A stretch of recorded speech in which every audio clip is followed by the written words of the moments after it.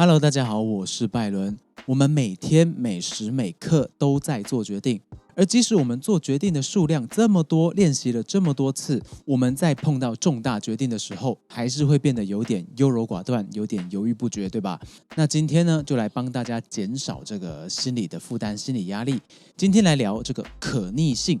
我有些朋友对他们来说，做决定就好像圣旨一样。只要这个决定、这个决策下了以后，它就不能够被更改任何的内容。什么事情就是要照当初约定、当初决定的方向走。不管他们是不敢、不愿意，还是不知道，现行的决策、现在的计划，其实内容是可以更改的。不管他们是哪一种心态，还是他们心中认定已经做好的决策内容不可以更动。像这样决定之后就成定局，没有转圜余地的想法，让很多人不敢去承担他们做决定之后的风险，所以做事情、做决策的时候就犹豫不决，就优柔寡断。可是呢，决策的真相是，很多的决策其实都可以修正、更改，甚至是推翻。决策的内容永远不是重点，重点是你要达到什么效果。决策只是决定你要用什么方式去完成这个效果而已。一旦你觉得做了决定以后，内容就不能更改，心理压力就很大了。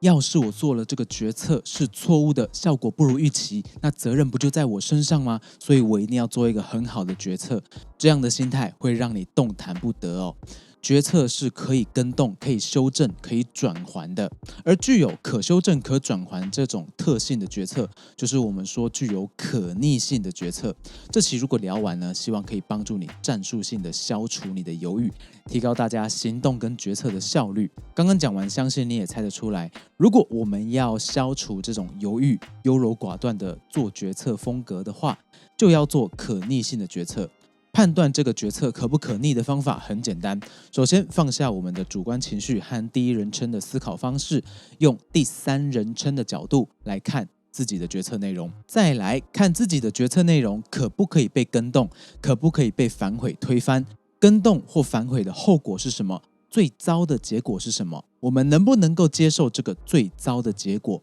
而如果最糟的结果发生，我们可不可以回到现在的状态。在 Tim Ferriss 的人生胜利圣经里面曾经也提到过这个恐惧设定的方法，其实就是可逆性的概念。最糟的结果是什么？你能不能够接受？如果最糟的情况，你害怕的情况发生了，你可不可以回到在你做决定之前的状态？如果最糟的结果你可以承受，那这对你来说就是一个具备可逆性的可逆决策。那如果你能够回到一开始的状态，那更好了，你怕什么呢？我们来举一个例子比方说你买了一个不可退换货的电动牙刷，价值5000，如果呢这个牙刷很好用，那当然没有问题，你就继续用了嘛。但如果不好用，你只能够选择不要用，而不能够去退货拿回这5000块。这个回不来的性质就是不可逆。相对的，像好事多这种大商场，很多人东西吃到剩下一点点还可以拿去退货，这种保证退货的服务就让购买这个决策在好事多买东西这个决策